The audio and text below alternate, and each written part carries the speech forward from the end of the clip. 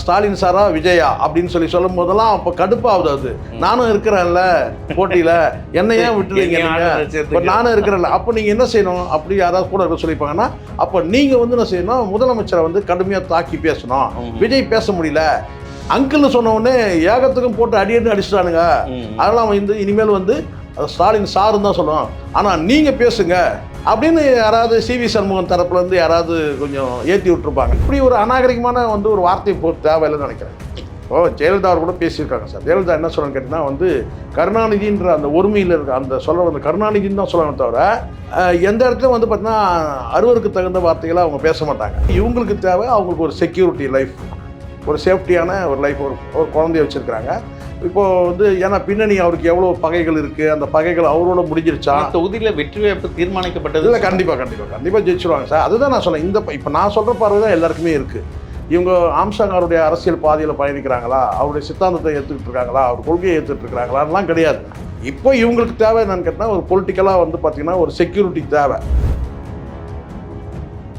திமுக ஆட்சியில் வந்து இந்த சம்பவம் நடந்ததுன்றது வந்து அவங்களுக்கு ஒரு அது ஒரு காரணியாக இருக்கலாம்.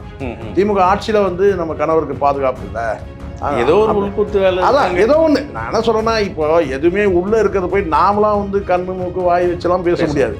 அவங்க என்ன நினைக்கிறாங்க, திமுக ஆட்சி காலத்தில் இந்த சம்பவம் நம்ம நடந்துச்சுன்றதுனால கூட இருக்கலாம். எடப்பாடி பழனிசாமி வந்து எங்கள் ஆட்சி வந்த உடனே இவங்களை நான் கண்டுபிடிச்சணும், அதை கண்டுபிடிச்சணும்னா இதெல்லாம் வந்து நம்ம அப்படி சொன்னால் நம்ம என்ன சொன்னால் அம்மாவுடைய மரணமே மர்மமாக போச்சு, அதுவே வந்து தெளிவில்லாமல் போயிடுச்சு. உடனாடு வழக்கிலே வந்து பார்த்திங்கன்னா என்னென்ன நடந்தது அதுவே இருக்கு. அதனால் இது வந்து வேணா ஒன்று எடுத்துக்கலாம். அது வந்து அந்த மக்களை திருப்தி பண்ணுறதுக்கு அந்த கூட்டத்தில் அந்த மக்களை திருப்தி பொற்கொடி ஆம்ஸ்ட்ராங் அவர்களே வந்து ஒரு ஆறுதலுக்கான ஒரு வார்த்தையாக நம்ம எடுத்துக்கலாம். மெட்ராஸ் மெயில் நேயர்களுக்கு வணக்கம். இன்றைய நேர்காணலில் நம்மோடு இணைந்திருக்கிறார் மூத்த ஊடகர் திரு சேகர் அவர்கள். வணக்கம் சார். வணக்கம் சார். வணக்கம். தேர்தல் பிரச்சாரம் எடப்பாடியும் சரி, இந்த பக்கம் திமுகவும் சரி, ஒரு பெரிய போட்டி இருக்குது, வார்த்தை போர். கடந்த காலகட்டத்தில் அந்த அரசியல் நாகரிகம் கருதி ஒரு ஊமையாக பேசுவாங்க. ஆனால் இன்றைக்கி டைரெக்டாகவே ஒருத்தர் சாடிக்கிறாங்க. இதை எப்படி பார்க்குறீங்க? இன்னொரு முக்கியமான விஷயம் வந்து தேர்தல்னாவே ஒரு ஏதாவது வாக்குறுதி இருக்கும், திட்டங்கள்லாம் சொல்லுவாங்க. கடந்த காலத்தில் திமுக ஒரு அறிக்கை ஒன்று கொடுத்தாங்க, உங்களுக்கு நல்லாவே ஞாபகம் இருக்குது. ஜெயலலிதா மரணம் முதல் ஸ்டாலின் பதிவு செய்த அந்த அறிக்கை கண்டிப்பாக அது வெளிச்சத்துக்கு வரும் அப்படின்னு சொன்னார். இன்னைக்கு அதே போல் எடப்பாடி அவர்களும் ஒரு வாக்குறுதி கொடுத்துருக்காரு. அந்த வழக்கம் சொன்னாங்க, கொடநாடு வழக்கையும் வந்து சொன்னாங்க. கொடநாடும் இன்னைக்கு எடப்பாடி அவர்கள் கையில் இருக்கிற ஆயுதம் வந்து ஆம்ஸ்ட்ராங் வழக்கு ஆட்சிக்கு வந்தால் வெளியே வரும் அப்படின்றாரு. எப்படி பார்க்குறீங்க இதெல்லாம்? இல்லை சார், இது வந்து வழக்கமாக நான் சொல்கிறேன். வழக்கமாக இப்போது எல்லாத்தையும் நம்ம உள்நோக்கத்தோடையும் நம்ம பார்க்க முடியாது. இப்போ நான் என்னுடைய பார்வையில் நான் சொல்கிறேனே, எம்ஜிஆர் அவர்கள் இறந்துட்டாங்க. இறந்த உடனே வந்து பார்த்திங்கன்னா வந்து ஜெயலலிதா என்ன சொன்னாங்கன்னா, எம்ஜிஆர் வந்து மோரில் விஷம் வச்சு சாகடிச்சிட்டாங்க, ஜானகி தான் வந்து இது செஞ்சாங்கன்னு அறிக்கையை விட்டாங்க. அப்போ அன்றைக்கி டேட்டுக்கு பிரிண்ட் மீடியாவில் வந்தது. எங்களுக்கு வந்து சந்தேகம் இருக்குன்னு கூட சொல்லலை. எம்ஜிஆர் வந்து பார்த்திங்கன்னா மோரில் விஷம் வச்சு கொண்டுட்டாங்கன்னு சொல்லி ஒரு அறிக்கை வந்தாங்க. அது வந்து தேர்தல் அது வந்து ஆட்சி அதிகாரத்தில் வர்றதுக்காக பல உத்திகள் கையாளும் போது இதையும் ஒரு குற்றச்சாட்டாக வைப்பாங்க. அதே தான் வந்து பார்த்தீங்கன்னா இவங்களுடைய மரணத்துலேயும் வந்து இவங்க வந்து பார்த்திங்கன்னா வந்து சசிகலாவை வந்து குற்றம் சாட்டினாங்க. அதுக்கப்புறம் இவங்கெல்லாம் கூட பார்த்திங்கன்னா ஒரு வகையான அக்யூஸ் நம்பர் 1, 2, 3ன்னுவாங்களா, அந்த மாதிரி தான் இருந்தாங்க. அது ஒரு தரப்பில் வந்து பேசினாங்க.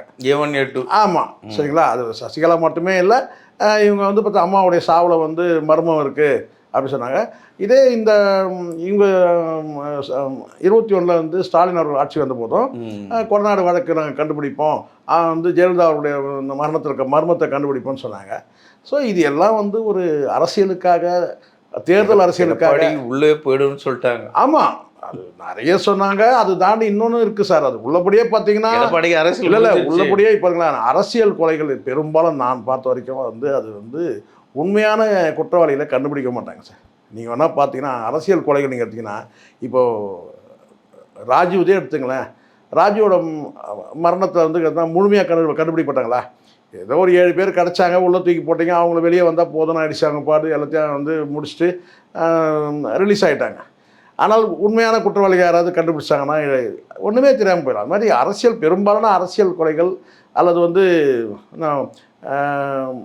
அதாவது வசதி படைச்சோன்னு சொல்ல மாட்டேன், அதிகாரத்தில் உச்சத்தில் இருக்கிறவங்களை வந்து பார்த்தீங்கன்னா எந்த நிலையில் இருந்தாலும் பார்த்தீங்கன்னா அவங்களுடைய வந்து மரணங்கள் வந்து இங்கே மட்டும் கிடையாது, உலக அளவில் நான் சொல்லுவேன், அது மர்மமாகவே போயிடும். இப்போ பெனசீர் பூட்டோட மரணம் என்ன ஆச்சு, அது மர்மமாக போயிடுச்சு. இல்லை யார் பண்ணாங்க என்ன பண்ணாங்க, அது இங்கே தான் கிடையாது, இந்தியாவில் தான் கிடையாது. அதே மாதிரி இங்கே எடுத்துனா கூட பார்த்தீங்கன்னா இந்திரா காந்தியோட மரணமும் சில பல சந்தேகங்கள் இருக்குது. அதே மாதிரி வந்து சஞ்சய் காந்தி மரணத்திலும் பல சந்தேகங்கள் இருக்குது இல்லையா. அதனால் வந்து அரசியல் ராஜசேகர் ரெட்டி அது பெரிய ஒய்எஸ்ஆர்களுடைய மரணம் பெரும்பாலான வந்து அரசியலில் அல்லது வந்து பிரபலமானவர்கள் வந்து ஏன் ஸ்ரீதேவி மரணத்திலேயே இன்னும் சந்தேகம் இருக்குது. அவங்க இதை வந்து எப்படி வந்து இன்சூரன்ஸுக்காரன்னு சொல்லிட்டு செலுத்தாங்க. அதனால் வந்து இதெல்லாம் அந்த நேரத்தில் சொன்னால் நம்ம வந்து பார்த்தீங்கன்னா வச்சுக்கோங்க, இதெல்லாம் நீங்கள் இவ்வளோ விஷயத்த நான் சொல்லிட்ட பிறகு இப்போ நீங்கள் எடப்பாடி வந்து ஆம்ஸ்ட்ராங்குடைய கொலையில் மர்மத்தை நாங்கள் கண்டுபிடிப்போம்னு சொல்கிறாரு பார்த்தீங்களா, அது எப்படி இருக்குது நீங்கள் யோசிச்சு பாருங்க. நான் எங்கேருந்து வரேன் பாருங்க. காந்தி கொலையிலேயே இன்னும் வந்து பார்த்தீங்கன்னா எஃப்ஐஆர் வந்து வாஜ்பாய் பேரில் இருக்குதுன்னு சொல்லி ஒரு தகவல் சொல்லுவாங்க இல்லையா. வெறும் வந்து பார்த்தீங்கன்னா கோட்சே மட்டுமே இல்லை அப்படின்னு சொல்லி. ஸோ இதெல்லாம் வந்து ஆனால் அங்கே இப்போ இது குறிக்கிறது மன்னிக்கணும், எடப்பாடி அந்த வாக்குறுதி சொல்கிறாருல, கைது ஆனாங்க இல்லையா ஆம்ஸ்ட்ராங் விஷயத்தில் கைது ஆனவங்களாம் எல்லாம் அதிமுகவோட இந்த ஒன்றிய செயலாளர்கள். அதுதான் இங்கே அதிமுக பக்கம் நிறைய பேர் கைது. நான் வந்து இதை எப்படி தெரியுமா சார், எந்த பார்வை பொற்கொடி ஆம்ஸ்ட்ராங் அவர்களுடைய இந்த அரசியல் பிரவேசத்தை நான் எப்படி தெரியுமா சார் பார்க்குறேன். முழுக்க வந்து தன் கணவனை நம்பி வாழ வந்த ஒரு பெண்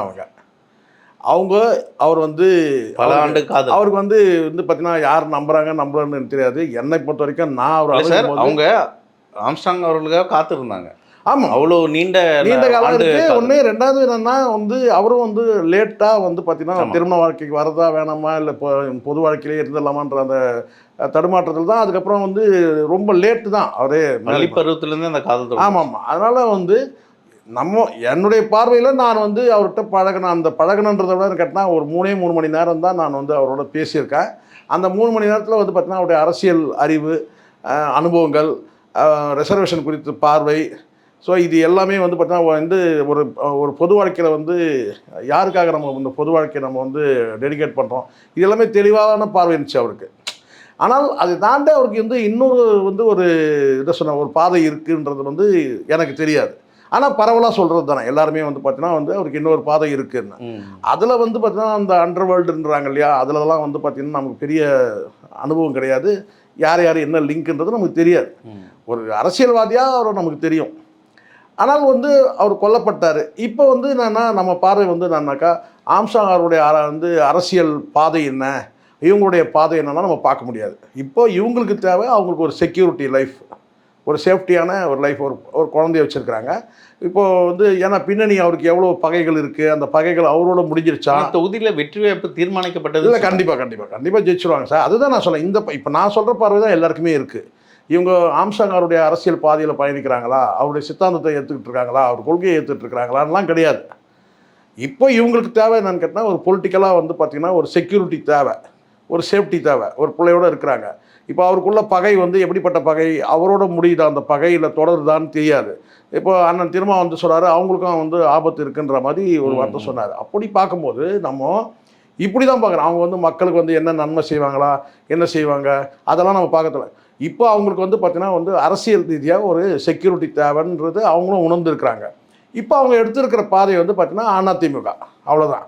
இதில் எங்கேயும் வந்து பார்த்தீங்கன்னா அவங்க ஒரு வீர ஆவேசமாக வந்து திமுகவை சாடி பிரச்சாரம் பண்ண மாதிரிலாம் தெரியல. ஆனால் ஒரு காலகட்டத்தில் சேகர்பாபு பொற்குடி அவர்களை கொஞ்சம் இல்லை இது திமுக பக்கம் இழுக்கமான இது ஆம்ஸ்ட்ராங் அவருடைய அந்த மரணம் இருக்குல்ல, அந்த மரணத்துக்கு பிறகு விஜய் கட்சியை தவிர டிவிகேவை தவிர எல்லாருமே வந்து டெத்துக்கு வந்து போயிட்டு வந்தாங்க. எல்லாருமே வந்து பார்த்தீங்கன்னா அந்த என்ன சொல்கிறாங்கன்னா அந்த இரங்கல் தெரிவிக்கிறதா இருந்தாலும் சரி, துக்கம் விசாரிக்கிறதுக்கு போகிறாங்க இல்லையா, எல்லாருமே தான் போனாங்க, அந்த தொடர்பில் தான் இருந்தாங்க. ஆனால் அரசியல் பயணம்னு போது பார்த்திங்கன்னா எப்படி வந்து பூவை மூர்த்தியார் வந்து இறந்தார் இல்லையா, இறந்த உடனே அவங்க தம்பி வந்து அந்த கட்சியை வந்து எடுத்து நடத்தினார். திமுக தரப்புலேருந்து தான் அவருக்கு முதல்ல அழைப்பே கொடுத்தாங்க. திமுக தரப்பில் தான் வந்து அழைப்பு கொடுத்தாங்க. அது காரணம் கேட்டால் அவர் வந்து ஏபிஎல்எஃப்னு ஒரு அமைப்பு வச்சுருந்தாரு பூவைமூர்த்தி. அப்போ அந்த மாநாட்டுக்கு ஏதோ ஒன்று நடத்துறதுக்கு ஜெயலலிதா வர வச்சு பிரம்மாண்டமாக மாநாடு நடத்த அரக்கோணம்னு நினைக்கிறேன், பெரிய மாநாடு நடத்துனாங்க. அந்த மாநாட்டுக்கு பிறகு தான் வந்து அவர் வந்து இறந்துடுறாரு. சரிங்களா? அதுவும் கூட ஒரு வகையான வந்து ஒரு மர்மமான டெத்துன்ற மாதிரி தான் சொல்லுவாங்க. அது வந்து பெருசாக பெரிய கேள்வி. அதுவும் வந்து இப்படி தான்.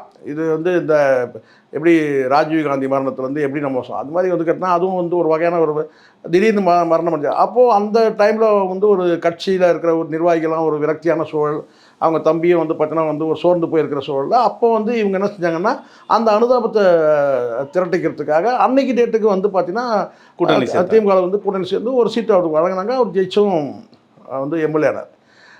இப்போ வந்து ஒரு இப்போ தமிழ்நாட்டில் இருக்கிற தலித் தலைவரில் அவரும் ஒரு தலைவராக இருக்கிறார். அப்படிங்கும்போது அந்த ஒடுக்கப்பட்ட மக்களுக்கான ஒரு பிரதிநிதியாக அவர் இருக்கிறாரு. அடுத்தடுத்து வந்து பார்த்திங்கன்னா அவர் வந்து அணி மாறினால் கூட வந்து மீண்டும் கூட அவர் எம்எல்ஏ வந்து ஜெயிச்சார். கேவி குப்பத்தில் ஜெயிச்சார்னு நினைக்கிறேன். அப்படி இருக்கும்போது அதே பயணம் தான் சார் இது. பூவைமூர்த்தியோட தம்பி ஒரு ஜெகன்மூர்த்தியோட பயணம் எப்படியோ அதே தான் இப்போ ஆம்ஸ்ட்ராங் அவருடைய மனைவியோடும் அவங்களும் அரசியல் பிரவேசம். இந்த ஒரு தொகுதியை வந்து பார்த்திங்கன்னா வந்து எளிதாக வெற்றி பெற முடியும். ஏன்னா திருவிக நகர் ஏற்கனவே அதிமுகவோட பலமுறை வெற்றி பெற்ற தொகுதி. அப்படி இருக்கும்போது அந்த தொகுதி ஆமாம், அப்போது இவங்க கூப்பிட்டு வந்து சீட்டு இவங்க வந்து இயல்பாக இவங்க அணுகிறது தானே இருக்குது. இவங்க திமுகவை அணுகுனாங்களா இல்லையான்றது நமக்கு தெரியாது. ஆனாலும் பட் திமுக ஆட்சியில் வந்து இந்த சம்பவம் நடந்ததுன்றது வந்து அவங்களுக்கு அது ஒரு காரணியாக இருக்கலாம். திமுக ஆட்சியில் வந்து நம்ம கணவருக்கு பாதுகாப்பு இல்லை, ஏதோ ஒரு உள்குத்து வேலை, அதான் ஏதோ ஒன்று. நான் என்ன சொல்கிறேன்னா, இப்போ எதுவுமே உள்ளே இருக்கிறத போய் நாமளாம் வந்து கண்ணு மூக்கு வாய் வச்செல்லாம் பேச முடியாது. அவங்க என்ன நினைக்கிறாங்க, திமுக ஆட்சி காலத்தில் இந்த சம்பவம் நம்ம நடந்துச்சுன்றதுனால கூட இருக்கலாம். ஆனால் அதே சமயத்தில் வந்து எடப்பாடி பழனிசாமி வந்து எங்கள் ஆட்சி வந்த உடனே இவங்கள நான் கண்டுபிடிச்சிடும் அதை கண்டுபிடிச்சிடும்னா இதெல்லாம் வந்து நம்ம அப்படி சொன்னால் நம்ம என்ன சொன்னால் அம்மாவுடைய மரணமே மர்மமாக போச்சு, அதுவே வந்து தெளிவில்லாமல் போயிடுச்சு. அப்புறம் கொடநாடு வழக்கு அதுவே இருக்குது. இது கொடநாடு வழக்கிலே வந்து பார்த்திங்கன்னா என்னென்ன நடந்தது அதுவே இருக்குது. அதனால் இது வந்து வேணா ஒன்று எடுத்துக்கலாம். அது வந்து அந்த மக்களை திருப்தி பண்ணுறதுக்கு அந்த கூட்டத்தில் அந்த மக்களை திருப்தி பொற்கொடி ஆம்ஸ்ட்ராங் அவர்களையும் வந்து ஒரு ஆறுதலுக்கான ஒரு வார்த்தையாக நம்ம எடுத்துக்கலாம். இதில் நீங்கள் கவனிக்க வேண்டியதாக என்னென்னு கேட்டிங்கன்னா, இதுதான் அரசியல்ன்றது. திரு ஆம்ஸ்ட்ராங் அவர்கள் இறந்தபோது எல்லா தலைவர்களும் போனாங்க. ஏன் முதலமைச்சர் மு க ஸ்டாலினும் போனார், எடப்பாடி பழனிசாமி போகல. ஆனால் வந்து ராஜேந்திர பாலாஜியை அமிச்சார். அவங்க கட்சி ஒரு பிரதிநிதியாக அவர் அமிச்சாங்க. அது ஒன்று அது தெரியும் எனக்கு. ஆனால் வந்து இவர் போகல. அந்த நேரத்தில் எதனால் போகல ஏன் போகலன்னு தெரியாது. ஆனால் ஒரு சீட்டு கொடுத்து வந்து பார்த்தீங்கன்னா வந்து கொடுத்தது நம்ம வந்து கேட்டால் அவர் வரவேற்கலாம். உள்ளபடியே வந்து ஒரு அரசியல் ரீதியாக ஒரு பாதுகாப்பு இருந்ததுன்னா வந்து வேறு எந்த, ஏன்னா இந்த வழக்கு இந்த ஆம்ஸ்ட்ராங் மரணம் நடந்த பிறகு அச்சுறுத்தல்லாம் வந்ததுன்ற செய்தியெல்லாம் அவங்களே கூட சொன்னாங்களே, மிரட்டல்கள் வந்ததுன்றது கூட அவங்க ஒரு ஸ்டேட்மெண்ட்டாக கூட கொடுத்துருந்தாங்க, ஒரு நேர்காணலில் கொடுத்துருந்தாங்க. அந்த வகையில் பார்க்கும்போது இது வந்து அவங்களுக்கு ஒரு அரசியல் பாதுகாப்பு சார். மற்றபடி ஒரு சட்டமன்ற உறுப்பினராக இருந்து பார்த்தீங்கன்னா அந்த தொகுதிக்கு யார் வந்தாலும் அந்த தொகுதியில் வேலை செய்ய போகிறாங்க. பொற்கொடி ஆம்ஸ்ட்ராங் வந்து தான் அங்கே வந்து அந்த மக்களுக்கு செய்யறதுன்னு கிடையாது, யாராக இருந்தாலும் செய்ய போகிறாங்க கண்டிப்பாக இல்லையா.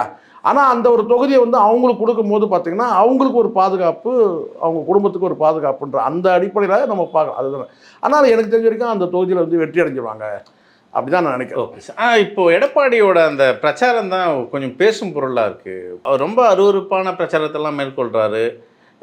திமுக மேலே வைக்கிற அந்த குற்றச்சாட்டாக இருக்கட்டும், அது கடந்து போக முடியல. இல்லை அது நான் நினைக்கிறேன், இப்படி யோசித்தேன் நான் கூட, ஏன் இவர் இவ்வளோ லோக்கலாக பேச. ஏன்னா எனக்கு தெரிஞ்ச வரைக்கும் முதலமைச்சரை பொறுத்த வரைக்கும் வந்து அநாகரிகமாக ஒரே ஒரு வார்த்தை பேசின மாதிரி நமக்கு தெரியாது.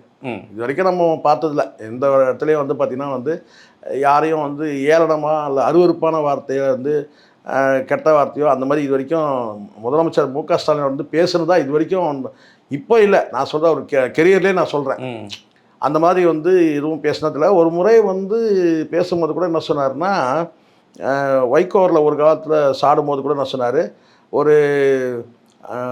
ஒரு 4 பேர் தான் அவருக்கு வேணும், 4 பேர் தான் அந்த கட்சியில் இருக்கிறாங்கன்னு சொல்லிட்டு அந்த 4 பேரை மையப்படுத்தி ஒரு தடவை பேசினார். ஒரு தடவை 4 பேர் தேவை, அவர் தூக்கிட்டு போகிறதுக்கு 4 பேர் தேவை, ஏதோ ஒரு வார்த்தை சொன்னார். 4 பேர் தேவைன்ற மாதிரி சொல்கிறார். ஏன்னா அந்த கட்சியில் 4 பேர் தான் இருக்காங்க. ஏதோ ஒரு மேடையில் பேசினார். அதுவும் குறிப்பிட்டு அது எதுவும் வந்து வன்முத்தோடு பேசுகிற மாதிரிலாம் தெரியல இது வரைக்கும். இல்லை உரிமையில் நிறைய பேருக்கு அட்வைஸே பண்ணியிருக்கிறார் முதலமைச்சர். என்னன்னா வந்து எச்சரிக்கையாக பேசுங்கன்ற வார்த்தையெல்லாம் வந்து சொல்லியிருந்தார். தனிப்பட்ட முறையில் லாபிக்கலில் பேசுறது வேற சார். அங்கே எல்லாருமே ஒரு மாதிரி பேசுவாங்க, என்னையா போயா வாயா அந்த இந்த இதெல்லாம் பேசுவாங்க. ஆனால் ஒரு மேடையில் வந்து பிரச்சார கூட்டத்தில் பேசும்போது வந்து பார்த்திங்கன்னா, கடந்த காலத்தில் அவர் ஜெயலலிதா அவர்களை எதிர்த்து அரசியல் பேசியிருக்காரு.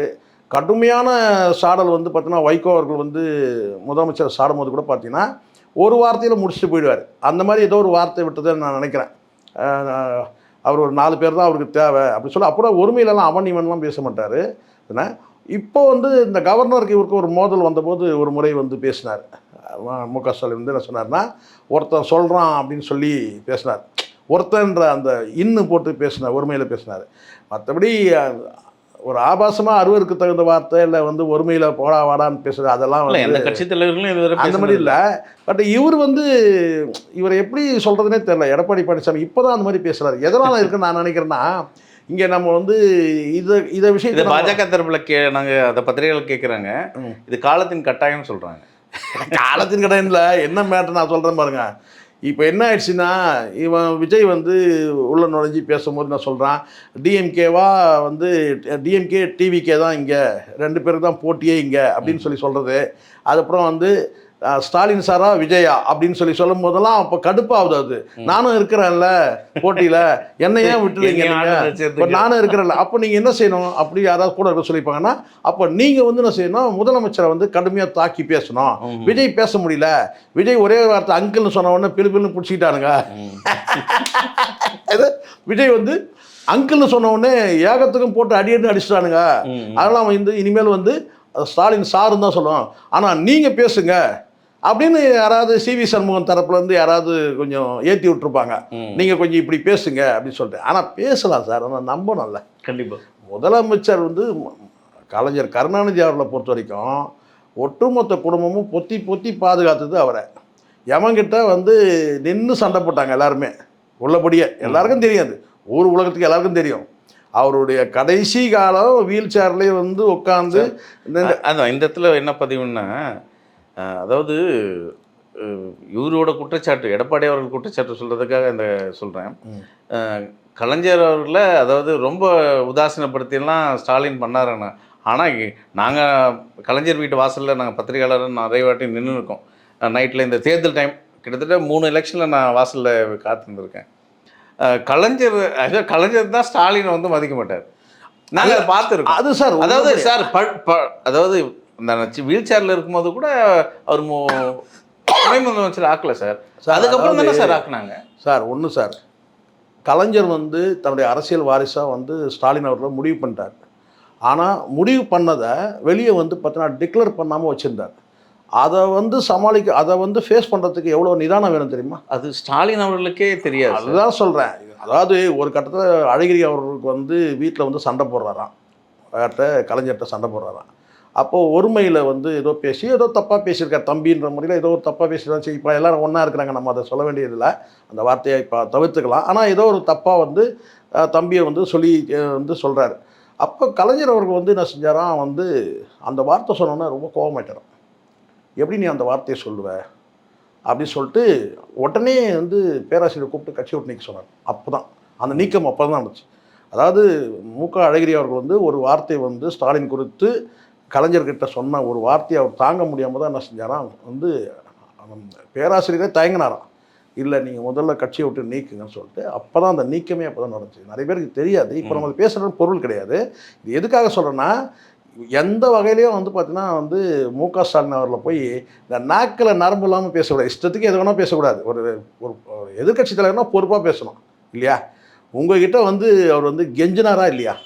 இந்த மெரினா பீச்சில் வந்து அவர் அடக்கம் பண்ணுறதுக்கு உங்கள்கிட்ட வந்து கெஞ்சினார். நீங்கள் தான் அந்த இடத்துல வந்து பார்த்தீங்கன்னா வந்து பெருந்தன்மையாக நடந்துக்கலை.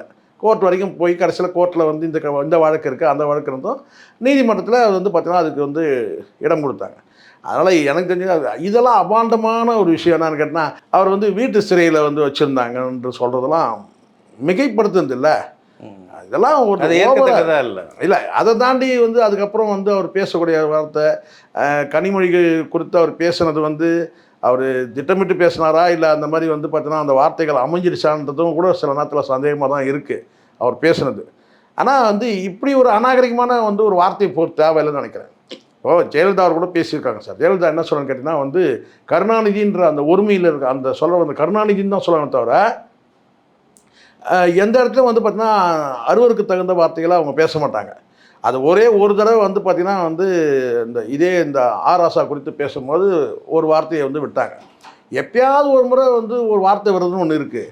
ஆனால் ஒரு பிரச்சார கூட்டத்திலே நீங்கள் வந்து அடுக்கடுக்காக போய் சொல்லலாம். எல்லாத்தோட ஒரு வார்த்தை சொன்னார் பாருங்க. கொரோனா பீரியடில் வந்து இவர் வந்து அப்படியே போயிட்டுருப்பார். எல்லாம் மனசாட்சி இருக்கா? எல்லாரும் போகுதுன்னு சார் போகிறோம் ஒரு நாளைக்கு, இல்லை எல்லாரும் போக தான் போகிறோம். அதெல்லாம் ரொம்ப தப்பான வார்த்தை. அது வந்து அது வேறு மாதிரி போயிடும் சமயத்தில். அந்த மாதிரி வார்த்தைலாம் சொல்லக்கூடாது. கொரோனா பீரியடில் அப்படியே போயிருப்பார் அப்படின்னு சொல்கிறதெல்லாம் வந்து மிகையான வார்த்தை. இதெல்லாம் வந்து காலம் இவங்களுக்கு வந்து எந்த அளவுக்கு தெரியல. இப்போ வாழப்பாடி ராமமூர்த்தி அப்படி தான் சொன்னார். வாழப்பாடி ராமமூர்த்தி ஒரு முறை அப்படி தான் சொன்னார். கலைஞருக்கு தான் கடைசி தேர்தல்னு சொன்னார். அதுக்கப்புறம் 4 தேர்தலை வந்து 2 சட்டமன்றம் 2 பாராளுமன்ற தேர்தலை வந்து பார்த்தாரு கலைஞர். ஆனால் இதுதான் கடைசி தேர்தல்னு சொன்னார் வாழப்பாடி ராமமூர்த்தி. கடைசியில் பார்த்தீங்கன்னா அவர் இல்லை அடுத்த தேர்தலில். எதுக்கு? அதுக்கப்புறம் ஒரு 3 தேர்தலை மீட் பண்ணார் யார்? கலைஞர். இது வரலாறு. அதாவது மூப்பனாரும் அந்த கட்சியில் இருக்கிற வாழப்பாடி ராமமூர்த்தியும் இல்லை, மூப்பனாரும் இல்லை. அதுக்கப்புறம் வந்து பார்த்தீங்கன்னா வந்து 2 தேர்தல் மூப்பனாருக்கு பிறகு 3 தேர்தல் சந்திச்சார். வாழப்பாடி ராமமூர்த்தி 3 தேர்தல் சந்திச்சாங்க. எதுக்கு சொல்கிறேன்னா அந்த வார்த்தையெல்லாம் பயன்படுத்தக்கூடாது. நீ அப்படியே வந்து கொரோனாவில் அப்படியே போயிருப்பேன்னா தெரிஞ்சு பேசுகிறதா தெரியாமல் பேசுகிறது. இவர் என்னமோ வந்து பார்த்தீங்கன்னா அப்படியே சாகா வரம் வாங்கிட்டு வந்த மாதிரி என்ன பேசணுமோ அது பேசணும். மற்றபடி வந்து நீங்கள் அரசியல் ரீதியாக நீங்கள் வந்து ஒரு வார்த்தை யுத்தம் நடத்துங்க, தாராளமாக பண்ணலாம். அது ஒன்றும் தப்பே ஒன்றும் கிடையாது. நீங்கள் என்ன செஞ்சீங்க, நீங்கள் என்ன போனீங்க வந்தீங்க அப்படி சொல்லலாம். இல்லை நீங்கள் என்ன ஊழல் பண்ணீங்க, நீங்கள் இந்த துறையில் சரியில்லை, இந்த துறையில் சரி அப்படி போகிற இடத்துலலாம் ஒரு மாவட்டத்தில் கூட பார்த்தீங்கன்னா உள்ள பிரச்சனைகள் குறித்து அரசை பல கேள்விகள் கேட்க முடியும் இல்லையா? அதை விட்டுட்டு வந்து பார்த்தீங்கன்னா வந்து சொல்லக்கூடிய கதையெல்லாம் நம்புற மாதிரி இருக்கனால முதலமைச்சர் கலைஞரை வந்து வீட்டு சிறையில் வச்சுருந்தாரு. யாராவது நம்புவாங்களா? நீங்கள் வந்து சேலத்தில் இருக்கவங்கன்னா வந்து பார்த்தீங்கன்னா ஒரு வேளை அப்படி இப்படி நம்பலாம் இல்லையா? அது கூட அவங்க நம்ப முடியாது யாருமே. ஏன்னா உலகத்துக்கே தெரியும் இவரை எப்படி பார்த்துக்கிறாங்க சார். அடுத்த நிமிஷம் வந்து இங்கே செய்திகள் இருக்கு. எல்லாம் அப்போலோ ஹாஸ்பிட்டலில் ஒன்றா சொல்லுங்கள், ஜெயலலிதா வந்து அப்போலோ ஹாஸ்பிட்டலில் சிறையில் இருந்த மாதிரி இருந்தாங்க 72 நாள். அதை ஒன்றா சொல்லலாம். எல்லாருமே சொல்கிறது விஷயம்தான். எடப்பாடியும் இப்போது இந்த தேர்தலில் சொல்கிறாரு, திருட்டு ரயிலில் ஏறி வந்தவர் கலைஞர், ஒன்றும் இல்லாத சென்னைக்கு வந்தார் அப்படின்னு சொல்கிறாரு. அது எப்படி சார்? இல்லை இதெல்லாம் வந்து காலகட்டம் அவங்க எப்போ இதெல்லாம் ப்ரூவ் பண்ணிட்டாங்க.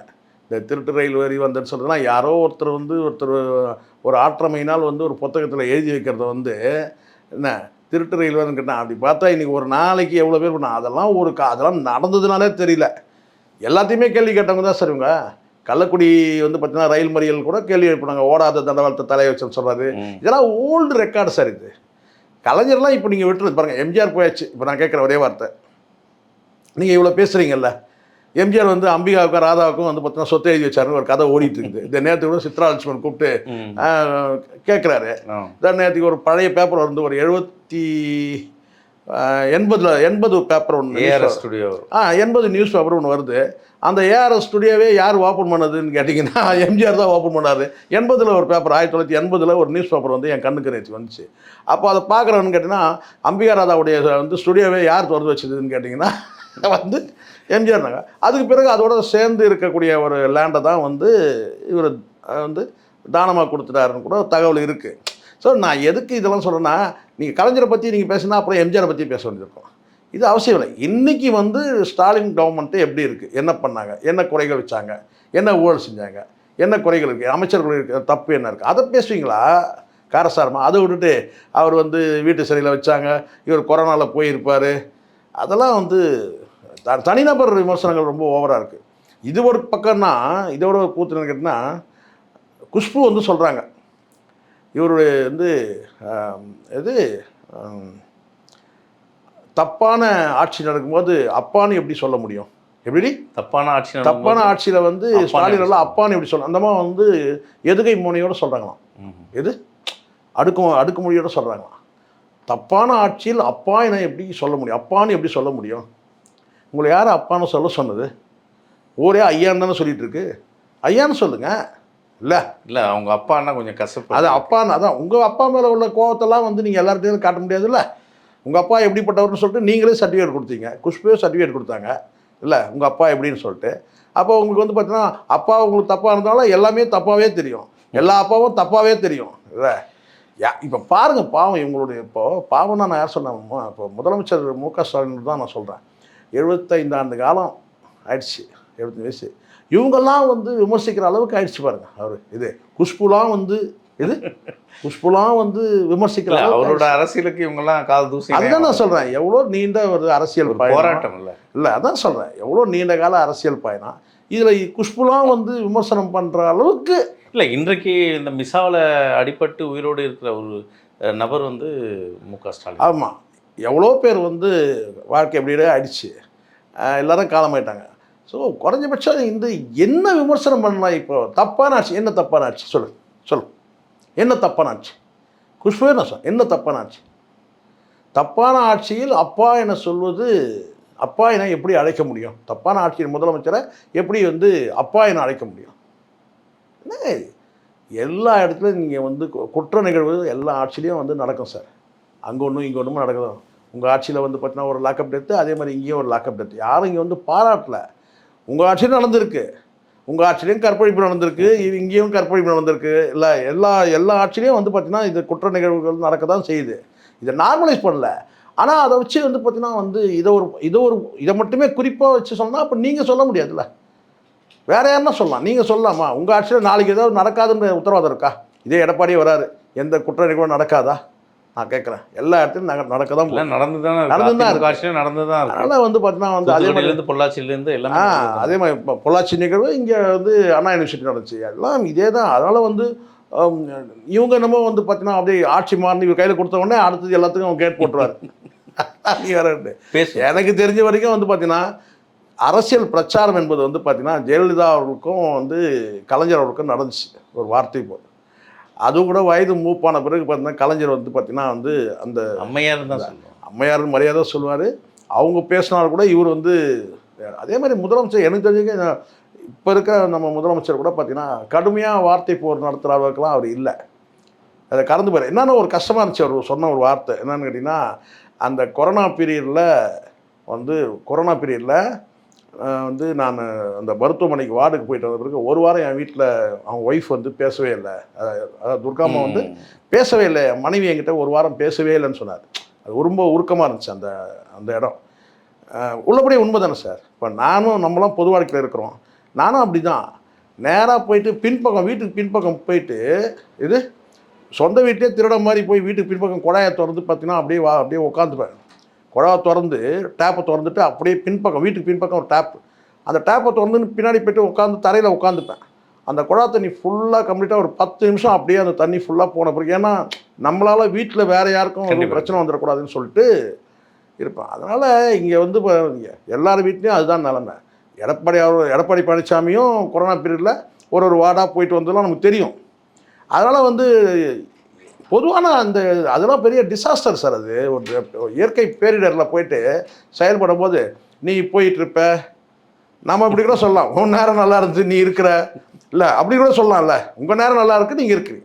அதில் வந்து இன்னொருத்தர் வந்து பார்த்தீங்கன்னா நீ கொரோனாவில் நீ அப்படியே போயிட்டுருப்ப அப்படின்னு சொல்கிறதுலாம் நான் அது வார்த்தையை கவனிச்சாங்க. ஸ்லாங்கு ரொம்ப மோசமாக இருக்குது. இருக்க என்னடா இவ்வளோ அரசியல் தரம் தாழ்ந்து போச்சேன்னு நம்ம நினச்சோம். அப்படி தான் பேசணும், அதை தொடர்ந்து பேசணும். மக்கள் பார்த்துட்டு இருக்காங்க. அருவருப்பான வார்த்தைகளுக்கு என்ன பதில் சொல்ல போகிறாங்க? உங்கள் நேரத்துக்கு மிக்க நன்றி சார்.